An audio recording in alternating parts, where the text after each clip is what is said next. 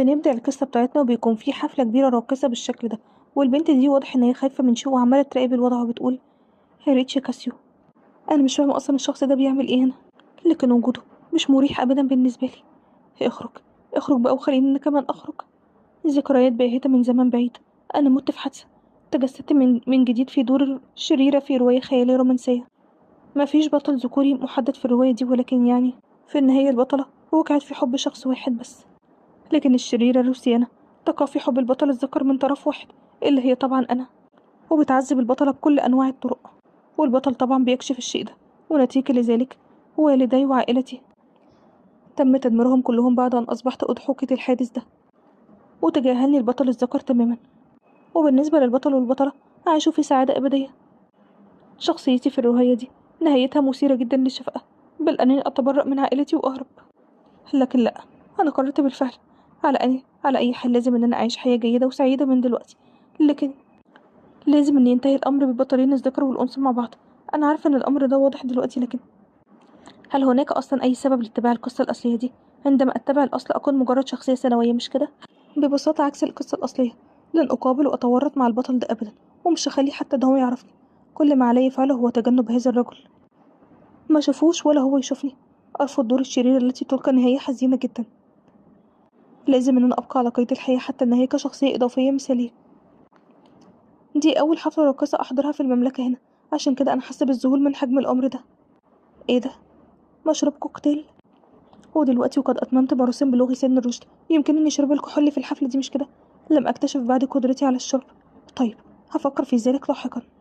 من الناحية التانية بيشوفوا الفتيات وبيقولوا: إيه ده؟ ده الدوق كاسيو. هو إيه اللي بيحصل هنا بالظبط؟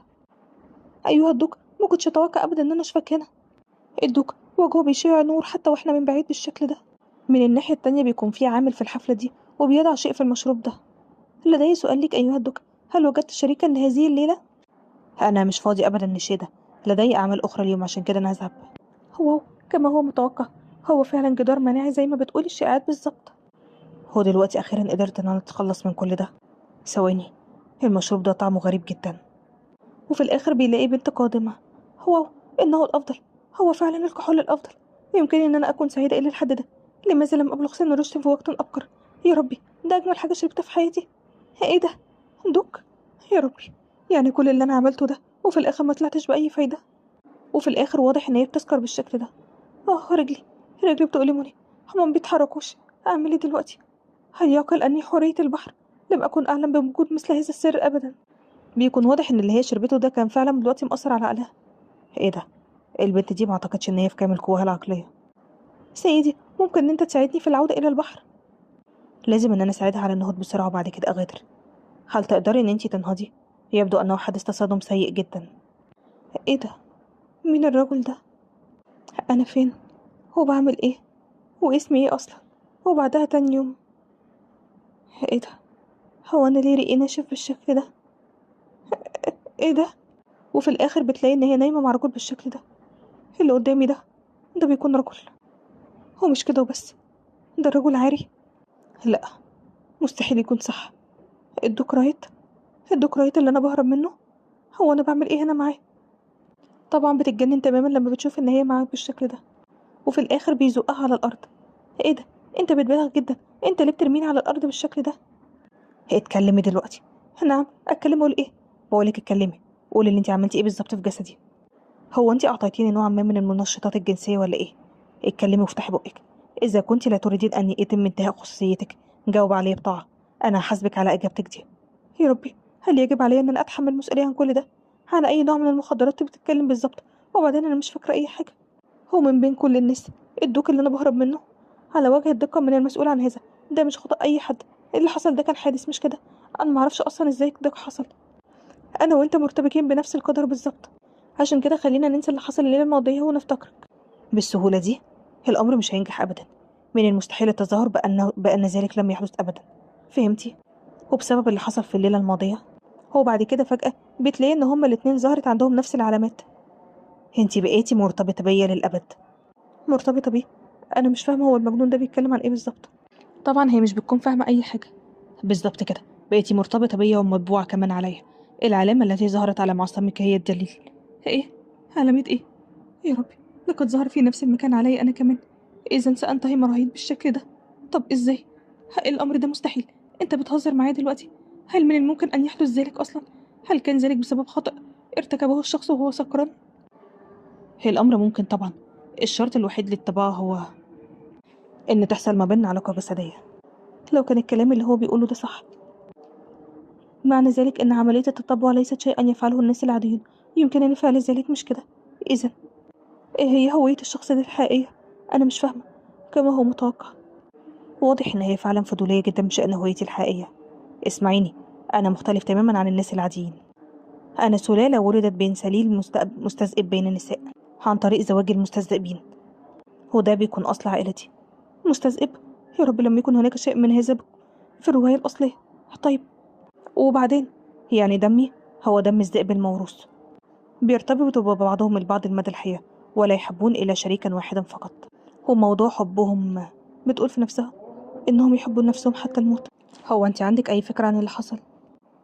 سيد الدوق، الأمر يعني إن وفي كده ثابتة. لو أفشيت اللي أنت سمعت اليوم دون اكتراث، أنت وعائلتك كلها هيتم قتلكم. مش هتكونوا آمنين أبدا، فهمتي؟ طيب ودلوقتي استمع لي. لو التزمت الصمت فلن تكون هناك أي مشكلة، فهمت؟ يقام اليوم حفل رأس السنة الميلادية، عشان كده خلينا نتحدث مع بعض مرة تانية الليلة. وبعدها، يا ربي أنا معرفش أصلا إيه اللي حصل ولا ليه اللي حصل. لكن يقصد إيه بالظبط بمستذئب؟ قرأت الرواية الأصلية حتى النهاية، ولم يكن هناك مثل هذا الإعداد أبدا. وبالتفكير في الأمر، ذلك المؤلف على مواقع التواصل الاجتماعي قبل وفاتي كان محضر خاتمة مفاجئة. هل يمكن أن تكون هذه القصة غير المنشورة ولا إيه؟ هل هذا هو المكان الذي يكون فيه رايت من فصيلة مختلفة؟ وكلامه الرومانسي اللي كان موجود في الرواية دي. أنا أوعدك أن أنا أحبك إلى الأبد. روحي مرتبطة بيكي بالفعل. ديبورا، أنت حبي الأول والوحيد. هذا يعني أنه لا يوجد أحد يمكن إخباره بالسر. لكن ثواني بس، لحظة. حبي الوحيد، أحبك دلوقتي، روحي مرتبطة بيكي. هذا يعني أن المقصود بتلك الكلمات قد تغير ليصبح أنا، مش كده؟ لا لا، لا أريد فصل الشخصيات الرئيسية أبدا. ما الفائدة من تحريف القصة الأصلية قليلا قبل أن تتلاقى قلوب ريهت وديبورا؟ أصبحت الشريرة التي أغوته بجسدي وطبعت عليه. لكن هو الغلط كان فين بالظبط؟ في ليلة الحفل كان رايد برفقة ديبورا، ألم يكن معها طول اليوم؟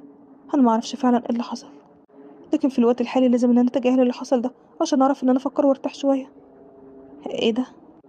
ده المفروض إن هو أخي لورين شقيق لوسيانا. هل عدت الآن بعد أن قضيت الليل كله بالخارج؟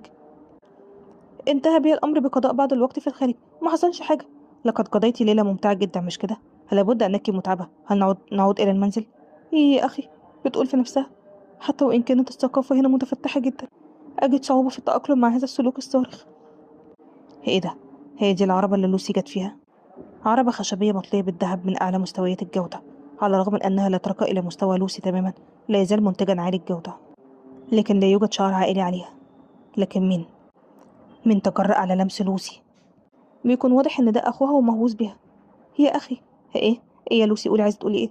ألا يشعر أبي وأمي بالقلق؟ كان بابا قلقان عليكي شوية. تمام، لازم إن أنا أذهب دلوقتي عشان أحييهم بسرعة. بيقول في نفسه، أختي تتمتع بقلب طيب جدا. طيب خلينا نذهب مع بعض دلوقتي يا لوسي. من الناحية التانية الدوق ده بيقعد يفكر مع نفسه في اللي حصل. إيه ده؟ إيه الشيء ده؟ وفجأة بيلاقي الشعر ده. هل تركت إحدى الشابات من عائلة ليزبري هذا الشيء وراءها؟ كانت تلك المرأة هي الغريبة الوحيدة التي دخلت غرفة النوم، لكنني لا أفهم ما حدث اليوم على الإطلاق. أدخلت امرأة إلى غرفة نومي وأنا سكران. لابد أن هناك شخص آخر وراء ذلك. لا أعرف من يكون ذلك الجرز اللعين، لكن وفجأة بيلاقي حد بيخبط على الباب. ادخل. سأرافق الضيف إلى القصر بكل سرور، ومع ذلك يستحب السعادة. هل انجذبت فعلا إلى الشابة دي؟ أيوة، لكن يا صاحب السعادة دلوقتي خلاص ولا كلمة. البنت دي احضرها ليا دلوقتي مرة تانية. احنا كده كده اتفقنا على ان نلتقي مرة تانية في الحفل، عشان كده خلاص مفيش داعي ان انت تحضرها.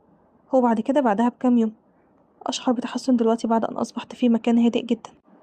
هل ستذهبي إلى الحفلة مرة أخرى؟ يا ربي كنت مشغولة جدا حتى قبل أن آتي إلى هنا. لوسي، تجاهلي الأمر وذهبي يا بنتي.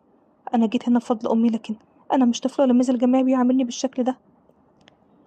انتي موجودة هنا يا سيدة ليزبري؟ عذرا دوكاسيو، مرحبا بك. خدي، ارتدي الشيء ده. أليست هذه قطعة أثرية سحرية؟ حاولي ضخ المنى فيها. ايه ده؟ ازاي ده حصل؟ قريبا سيأتي اليوم الذي يتألق فيه حجر المنى ده. هذا يعني أنني استدعيتك، وده معناه إن موسم الحر قادم. موسم الحر؟ يعني ايه؟ مش فاهمة. ثواني بس، موسم الحر الذي يظهر في مملكة الحيوان. عندما تتلقي الإشارة استخدمي القطعة الأثرية السحرية لتأتي إلى غرفة نومي. إذا فعلت ذلك كما فعلت دلوقتي فسوف يتفاعل السحر من تلقاء نفسه. ثواني بس، غرفة نومك أنت تقصد إيه بالظبط؟ أنا ودوك يعني؟ هو ده معناه إن إحنا هنضطر إلى النوم معا مرة تانية مثل الليلة الماضية؟ بالظبط كده، لازم إن إحنا نقضي الليلة معا. هل فعلا لا توجد أي طريقة لكسر البصمة دي غير كده؟ في طريقة تانية، إن أنت تموتي. طيب بص، بعض الأبحاث الوراثية حول البصمة يعني لقد فشلت جميع الأبحاث اللي أنا أجرتها. هل فعلا لا توجد أي طريقة تانية؟ يا ربي إذا توقف البحث فقط، هل سيكون من المقبول إن أنا أقوم أنا بالبحث؟ هل يمكنك فعل ذلك؟ أيوة، تخرجت من الأكاديمية وحصلت على شهادة في صناعة السحر. إذا كان بإمكانك أن تريني المجلات البحثة. تعتبر المجلات البحثية سرا عائلية تقريبا، عشان كده ما ينفعش إن أنت تشوفيها. لو كان ده هيساعد بحثك أنا هديها لك. لدي مكان واحد يمكننا فيه تبادل بالسر. بتقول في نفسها، لكن ماذا لو حل موسم الحر قبل نجاح البحث؟ ماذا لو لم أحضر خلال موسم التزاوج؟ يا ترى إيه اللي هيحصل؟ قد أتمكن من تحمل الأمر ليوم أو يومين، لكن لو كان الأمر أكتر من كده فقد أفقد صوابي وأقتحم غرفة نومك. ليس هذا شيئا أستطيع التحكم به، عشان كده هيكون ذلك بمثابة عدم احترام ليكي، وأتمنى إن انتي تتعاوني معايا. فهمت. يا ربي مستحيل، أنا أكيد مش هتحول إلى حيوان، مش كده؟ وبعدها في اليوم اللي بعده، لقد تعقبني الجاني كما أمرتني يا سيدي. لقد أجريت تحقيقا من خلال أعلى مستويات شبكة المعلومات، لم أجد أي شيء ذو أهمية. هل تقصد أنه لا يوجد شيء يستحق الإبلاغ عنه؟ للأسف هو ده الحال يا سيدي. واضح إن البنت دي متورطة في صفقات مشبوهة. لو فقدت ذاكرتها وانطبعت عليها صورة، لا شك أن هناك من يقف وراء هذا. أتساءل أي من النبلاء الحاضرين في الحفل كان، أو يمكنني استبعاد عائلة واحدة في الوقت الحالي. لم أرى هذا المنتج من قبل. وقبل كل شيء أكره الثعابين. هل كان ذلك في القصر؟ كنت سكرانة طول الحفل عشان كده. سيدي، هو أنت ابتسمت دلوقتي؟ إيه ده؟ هو إيه اللي أنا عملته؟ هو أنا بفكر فيها ولا إيه؟ على أي حال في الوقت الحالي يعني. هو بعد كده في الوقت ده هو بيتذكرها وبيتخيلها هي اللي واقفة قدامه دلوقتي بدل الخادم. إيه ده؟ هو إيه اللي بيحصل؟ هل ترتدي اللونين الأصفر والوردي الآن؟ هل تفكر فيها؟ سيدي، هو أنت كنت بتقول حاجة ولا إيه؟ ألا يمكنك خلعه؟ نعم. طبعا، كنت أفكر للتو مدى حرارة الجو فعلا. معك حق سيدي. آه تلك الربطة أيضا اخلعها. إيه؟ سيدي أنت بتقول إيه؟ لماذا تطلب مني أن أنا أخلعها؟ هل يعقل يعني؟ بيقول في نفسه، هل لديك رغبة قاسية تجاهي؟ ربطة العنق، أنت ليه عايزني أخلعها؟ أنت ليه اللي أنت بتتخيله دلوقتي؟ اتجننت ولا إيه؟ تخلص من أي شيء يحتوي على اللون الأصفر والوردي. وبعدها بشوية، يلا خرجوا من هنا. وفي الوقت ده وهو قاعد مع نفسه بيقعد إن هو يتذكرها، لكن يا ترى فعلا هيقع في حبها؟ ودي كده بتكون نهاية الحلقة. لو عجبتكم قولوا رأيكم إيه.